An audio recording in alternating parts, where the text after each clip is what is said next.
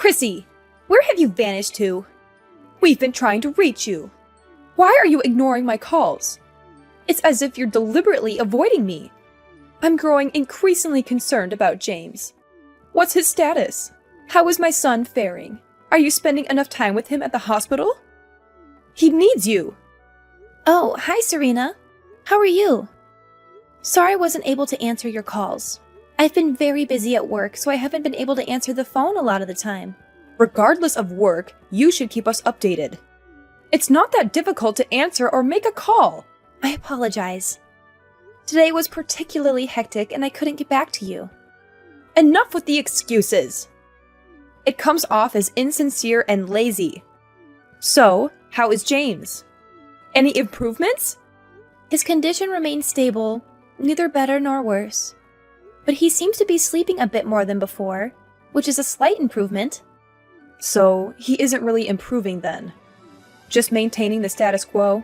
Well, he started eating a little bit now, which is definitely a positive sign.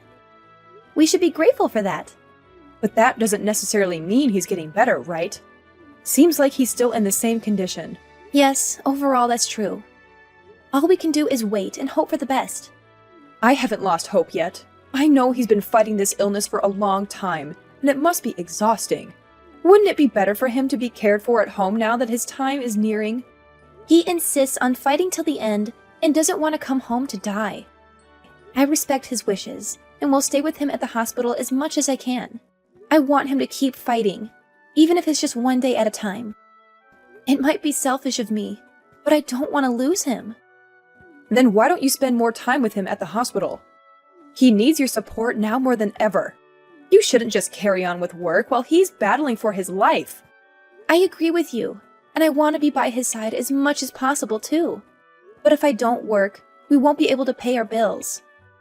That's our harsh reality. You can be so cold-hearted sometimes. Is it all about money? Surely there are things more important than that. If it were me, I would even go into debt just so I could be at his side during his time of need.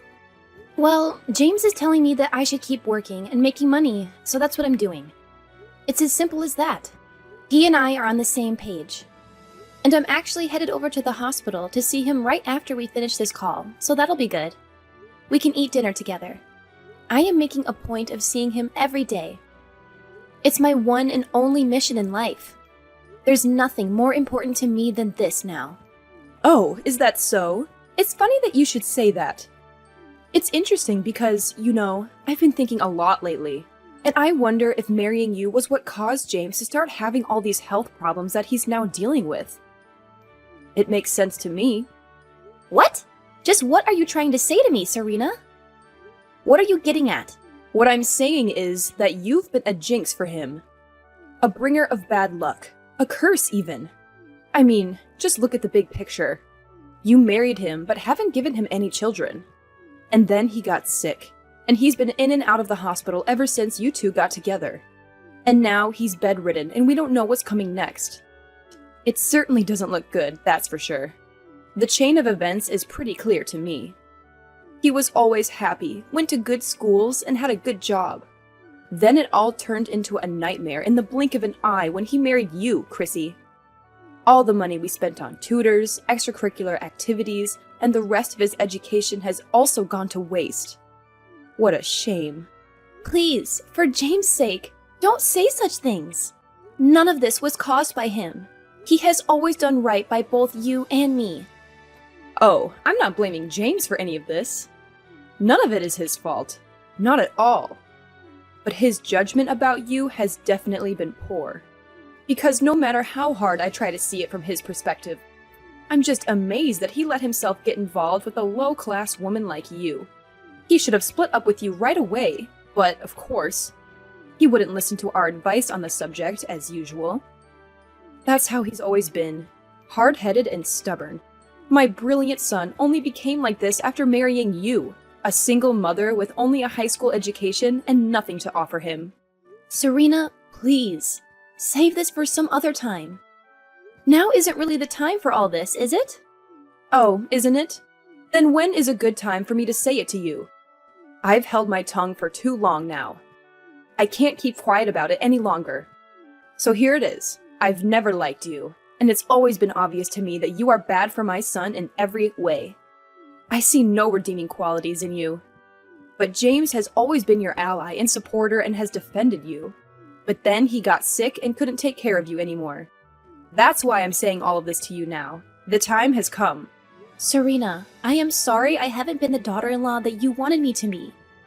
I really am. However, I fully intend to be the best wife and caregiver to him that I can be, and to take better care of him than anyone else can. Like I said, it's my one and only mission in life now, so I will continue to love and support him with my full effort and devotion. Just as I have been doing throughout this whole ordeal. You can count on that. You'd better. It'll be a real problem for everyone if you dump him now, after he's gotten sick and can't do anything useful. That would be a disaster for everyone involved. After all, who would look after him then? Us? We certainly couldn't take care of him the way that he needs to be cared for now. Look, just do what you're supposed to do as his wife, and then leave us alone, okay? Don't forget that he's counting on you, and so are we. Just give us regular updates on his condition and let us know if anything changes. It's your responsibility. It's all on you. Okay, I understand, and we'll keep taking care of him as I have been. By the way, are you and Maverick not going to visit him in the hospital? At all? You still haven't been to see him, and he's wondering why. About that. No, we won't be going yet, and that's because we're old and we need to be careful not to get sick. Who knows what kind of germs we might catch if we go and hang around a place with that many sick people in it? That's just asking for a case of the flu, COVID, or who knows what. Plus, if we got sick, that would just be one more thing for James to worry about, wouldn't it? That won't do. Not at all. It's best not to take that risk. So no, we won't be visiting him at the hospital, out of an abundance of caution. That's actually another good reason to bring him home, by the way. Oh, I see. I guess that makes sense. It'll be hard to explain to him, though. But we're obviously thinking of him all the time. I mean, always. Always sending our thoughts and prayers. And it's precisely because we can't go visit him that we're in touch with you like this, too. Your role in all this is crucial now. So you better be sure to tell him that we're thinking of him, okay?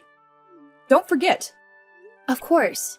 I don't mind doing that for you and for him, but, you know, James is still able to use his phone. So wouldn't it be better if you and Maverick called him and told him that yourselves?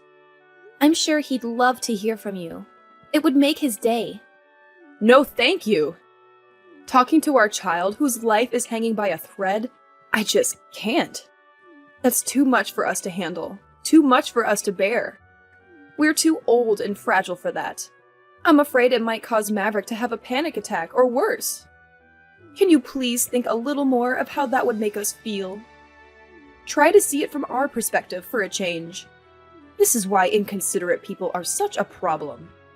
They never think about others' feelings. I mean, good grief. Oh, okay. Well, I apologize then. Oh, we're almost at the bus stop for the hospital. I have to go now. Have a good night, Serena. You'd better take good care of our boy. He's the only son we've got. That's pretty much all that you're good for, so don't screw it up. Serena, can we talk for a moment? What is it, Chrissy? I'm just about to indulge in a relaxing bath. It's about James. His condition has taken a turn for the worse. The doctor suggested we start preparing for the worst. I think we should heed his advice. What? What happened? His condition has suddenly deteriorated. They managed to stabilize him this time, but they warned that next time could be more serious and he might not pull through. Why are we hearing about this just now? Too busy to call us again?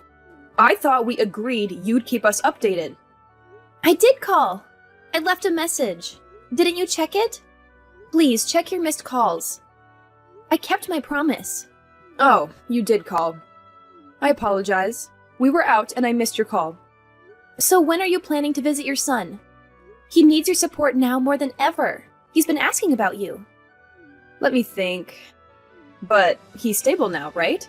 Yes, he's stable for now, but last night was tough. We don't know what the future holds. His condition is precarious. I strongly suggest that you and Maverick visit him as soon as possible. It would mean the world to him. All right. We'll definitely come if his condition worsens. Just keep us posted. So you're not visiting him today? Seriously? Not today. You'll let us know if anything changes, right? But if we wait until then, he might pass away without seeing you. If it's meant to be, it will be. Let's hope it doesn't come to that. He has you by his side, right? That's what matters most. Tell him we'll visit soon. That should comfort him. Okay, I'll tell him, but... Good. Now, if you'll excuse me, my bath awaits. Keep us informed if there are any updates. Chrissy, come back here! Where do you think you're going? We're not done talking yet. What do you think you're doing? Running away in the middle of this conversation like that? I have nothing more to say to you. The conversation is over. Oh no, you're not getting away that easily. You really are going to be the disrespectful daughter-in-law all the way until the end of this, aren't you? Are you serious? After the cremation, you actually slapped me in the face, Serena. How did you expect me to react? You went completely insane. That was totally out of hand and uncalled for. You should be ashamed. If the family hadn't intervened immediately, I would have called the police. That's a complete exaggeration. Maverick and I were just noticing how disrespectful and inappropriate you were being. What on earth are you talking about? What did I do? I mean, you were all smiles after the funeral. Smiling ear to ear for all to see. Shameful. And I didn't see you shed a single tear. Not one. You were laughing and talking with all the relatives, just as happy as you could be. What is wrong with you? Maverick and I saw all of it with our own eyes. Don't try to deny it. That's because I was relieved for your son and my husband. James had been desperately fighting that sickness for such a long time. He was tired and he was in pain all the time. You'd know that if you'd ever visited him at the hospital. And he was finally released from all that pain and suffering. That's what I was thinking about when I was smiling. His being free from pain and suffering is a reason to be happy, not sad. It's too bad that you're unable to see that. Yeah, I'm not buying that. Not for a minute. The truth is that you're happy to get your hands on his inheritance, isn't it? You are well aware that my boy was due to receive a large inheritance from his grandfather, aren't you? That's the real reason that you stayed with him, took care of him, and didn't divorce him. You had your eyes on that inheritance all along. That's a disgraceful accusation. That money had nothing to do with James and I being together. I loved him. Yes, well, the words of an uneducated single mother simply cannot be trusted. They are a shallow and stupid breed of human, as I've said many times before. Serena, you have no cause or right to speak to me this way. You are completely out of line once again. At any rate, we were extremely upset by your behavior. It was just unseemly and unacceptable. And we won't be giving any inheritance to a daughter-in-law who was so happy at our son's passing. And since you say that you don't care about the inheritance, that's okay with you, right? No complaints, right? I mean, you weren't with him because of the inheritance anyway, right? You said so yourself. Of course. By all means, take it all for yourselves. I don't want any of it. Even if there was something that James left behind for me, I couldn't use it anyway. It's all yours. I'm also going to be moving out of our house as soon as possible. What? Moving already? Really? Why? But that house is practically brand new. It's only been a few years since it was built. Yes, that's true. However, I will be moving out soon. Are you saying that you don't want any of your inheritance? None at all? That's correct. I have no need for it anymore. I mean, You have no intention of giving it to me anyway, right? Or might I be able to have just a little of it? If you say that you don't want it, we're certainly not going to give it to you. Why would we do that? You're serious about what you're saying right now, right? Let's be perfectly clear about it and have no backtracking later on. Because if you come back to us later saying that you changed your mind and you do want it after all, we're not going to give it to you. No problem. That's perfectly fine by me. It's all yours. Take it. If you're that concerned about me changing my mind, we can write up an abandonment of inheritance. Shall we do that? Sure, let's do that. That's a very good idea. Okay, then go ahead and put that plan into action as soon as possible. All right. I do have one thing to ask in return, although it's not a precondition or anything like that. Oh, do you? What now? What else do you want? I'm not entertaining any unreasonable requests from you. Keep it within reason. All I want is your promise that you won't bother me anymore ever again after we do this. That's what I want, and I also want to keep James's remains. I will decide on the burial place before the mourning period ends. Is that it? That's everything? Nothing more than that? In that case, we're more than happy to oblige your request. We have no intention of ever getting involved with you again, either. Understood. Fair enough then. It's settled. Well then, I will be in touch once I've taken care of the abandonment of inheritance. Thank you for everything. Chrissy, you really are a lowlife. Is there nothing that you won't stoop to? Where in the world are you hiding out? Come back to the house right now. Sorry, but that's not possible at this time. I've moved out already and I am in my new place. Yeah, it must be somewhere nearby, though. Where is it? If you won't come here, we'll go to you. Where's your new place? Give us the address right now. No, I won't be doing that. You agreed to cut all contact with me. Remember? Don't forget our agreement. But you're the one who didn't hold up your end of the bargain. Why is James's inheritance nothing but debt? We're really screwed. This is untenable. Where's all his inheritance money from his grandfather? Where did it all go? Oh, that? I donated all the money to a worthy charity before James passed away. James wanted it that way. What? What are you saying? As you know, James was suffering from an incurable disease. And it seemed that he wanted that money to be used to help others who are suffering from similar afflictions. What are you talking about? You donated all of it? All of it? There was over $200,000 there. Not to mention the mortgage on the house isn't even paid off yet. When we bought the house, we still hadn't gotten any money from his grandpa. And James was still healthy and working back then, so... But usually, that kind of loan is supposed to be paid off when you know that the borrower doesn't have long to live. Why hasn't it been? We were able to pay the mortgage with just my salary. So that's the way that we left it. That's just what I'm saying. That's not how it's supposed to be done. Leaving debt unpaid when you know that money is coming in is just... Why would you do that? And on top of that, he's got unpaid credit card debt as well. All there is debt. Nothing but debt. What can I say? He was bored in the hospital, so he was doing a lot of therapeutic shopping. It made him happy. You're the wife, and you should have been paying for that. Hey, I had already signed off on my abandonment of inheritance, you know? And as for the credit card, James said that he got it back when he was in college, and that Maverick is a guarantor for it. So now you're responsible for that too. Just what in the world are you trying to do to us? Are you saying that James never had any intention of giving us any of his inheritance? Yes. Sorry to say it, but that is pretty much what it looks like to me. And that is also what he wrote in a letter to me, and asked me not to read it until after he was gone. So yes, we can safely assume that he had no intention of giving you anything. And you abandoned your inheritance, knowing about all this beforehand? Of course! After all, it was my husband's final wish, and I intended to honor it. It was my duty to honor it, in fact. What are you saying? I don't understand. Why has he been so cruel to us? We raised him from the time he was a baby. This is horrible. Cruel.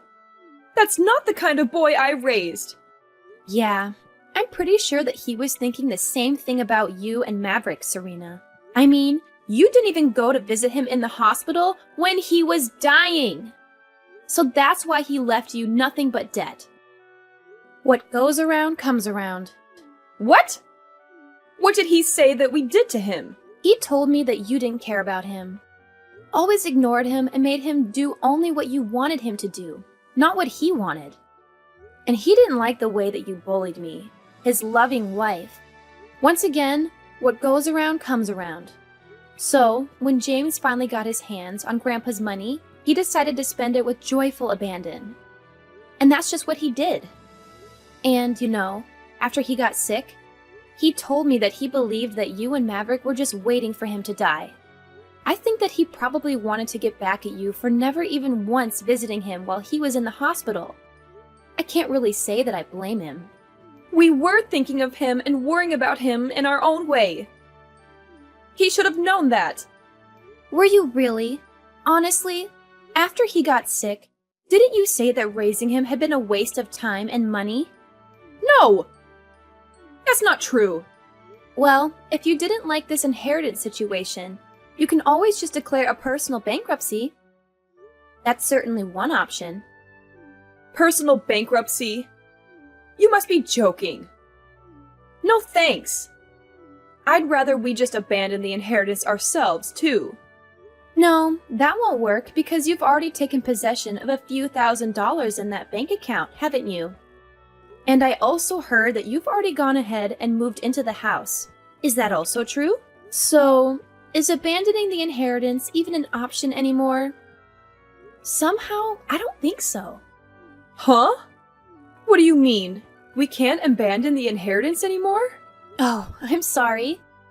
After all, I'm just a college dropout, and I have no idea about these things. You should probably look into it on your own or consult an attorney about it. This stuff is so complicated, and I'm so uneducated. You witch! You knew all about this all along and said nothing to us. How petty and vindictive! Treating us like this, no matter how cold we may have been to you, is just beyond the pale. We're James's parents, not to mention we're your parents-in-law too. Does this mean nothing to you? Oh, really? Is that so? This outcome was inevitable in my opinion. I can't believe you didn't see it coming, to be honest. After all, you were always ridiculing my high school education and my single motherhood. Honestly, is there a person on Earth who would actually want to help you after being treated so badly by you for so long? And he canceled his life insurance. Did you know about that too? How are we supposed to live now? We're screwed! I have no idea. It sounds like you and Maverick need to think and talk things over. Wait, Chrissy. You know, you and I are actually in the same boat, so to speak. How do you figure? Well, we just lost our beloved son, and you just lost your husband. We're both going through the same thing and feeling the same sorrow. So how about helping each other out a bit? James was always saying before that your salary is pretty good. And you also just said that your salary was enough to pay the mortgage, right? Don't let me into the same category as you. We're not the same. Not at all. I loved my husband with all my heart, but all you two care about is money. Okay, if you help us out now, we'll apologize, make amends, and give you the credit that you deserve and never got from us. We'll respect you and treat you better as our honored daughter-in-law. No, there's no need for any of that anymore. It's much too late. The love of my life is at peace with the angels now. And it's really ridiculous for you to be asking anything of me at this point. James is probably laughing his head off watching all this from up there. Please don't say that. It's just cruel. Please come back and live in the house that you built. Then we can all live together. I mean, isn't it tough being all by yourself? Sure. It's tough being alone, but living with the two of you would be 1,000 times tougher. Don't you feel any obligation or connection to us anymore? After all, didn't we help pay for some of your wedding expenses? Ha!